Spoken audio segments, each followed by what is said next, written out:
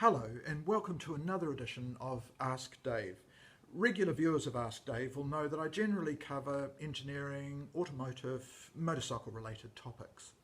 However, due to the coronavirus, I find myself in Dunedin, some 400 miles away from my workshop, my machinery and my projects. However, that's given me an opportunity to do something a little different this week. My day job is in the New Zealand Symphony Orchestra. I play the bassoon. Some of the general public, almost all string players, are uncertain as to what a bassoon is, what it sounds like. So I thought today I'd do a very quick demonstration of this extraordinary instrument. Now, immediately I ran headlong into a major obstacle, that being that my bassoon is in Wellington. I must admit I got a little downhearted at this stage. I wondered if I'd just have to flag the whole project.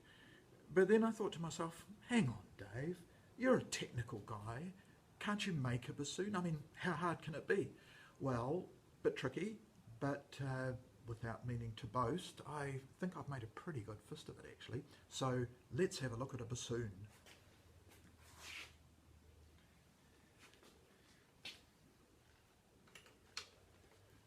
So this is, I'll just get back a bit so you can see it. So this is a bassoon, the base of the woodwind. The woodwind are flutes, oboes, clarinets, and this. Like them, it's just a single tube, but it's very, very long, the bassoon, so it's been folded almost exactly in half. So when I blow air through it, the air travels down the crook, down the side of the instrument, around the U-bend here, and up through and out through the bell at the top there. If you were to stretch a bassoon right out, it's about 2.5 meters long. But obviously it's a lot more compact, folded up like this. The actual sound of the bassoon is generated by a reed. This is a type of cane that comes, basically a type of bamboo, that comes from the south of France. The bassoon has a double reed, so there are two pieces of this cane bound and wired together. Of course, my reeds are with my bassoon in Wellington. But luckily, my first stroke of luck, in fact, was that autumn's pretty well advanced down here, and I was able to gather some raw materials to make a reed down here. Can you see that? There we are. And so here is the reed that I made. Here. Now, I would stress just how eco this reed is. All of this was locally sourced. Bit of a question about air miles with the sycamore seeds, but really it's as close to carbon neutral as we're going to get. So what does a reed sound like? It sounds like this. Not very encouraging, you might think, but let's try it on the instrument.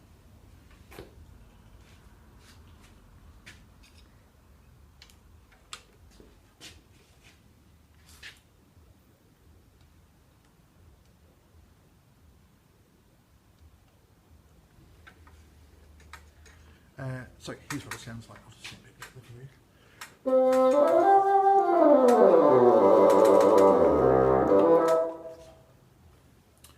The lowest note on the bassoon is a low B flat. That's 2 octaves a note below middle C on the piano, and that sounds like this.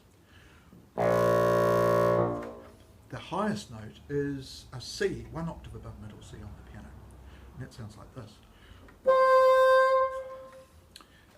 The instrument can go higher than that. There's lots of orchestral parts written to go, and solos to go higher than that.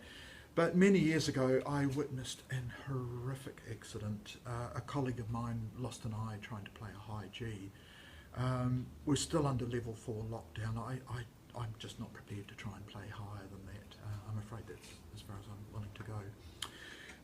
There's 2 major concertos for the bassoon, the Mozart and the Weber. Some of you may have heard Robert Weeks, principal bassoon in the NZSO, play the Mozart, was it earlier last year or maybe the year before? So the opening solo on that sounds like this.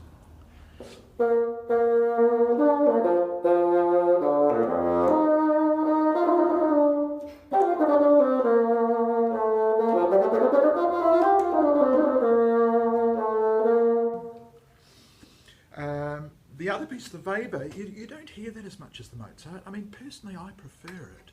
I find it a more interesting concerto. Here's the start of the last movement, which I think is a rondo. Yeah. So there's an orchestral chord, down. Well,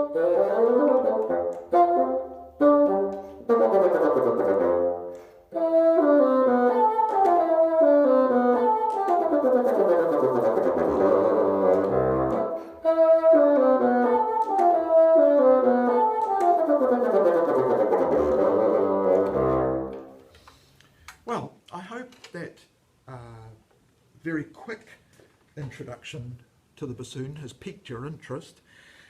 There's hundreds of videos on YouTube. There's ones showing factories making the bassoon. Actually, it didn't occur to me to film making that. There's concertos, there's masterclasses, there's all sorts of things. So if you're interested in the bassoon, just have a bit of a troll through there, and I'm sure you'll find lots and lots of things. Next week, I thought I would cover, I don't know if you've ever seen men looking like this,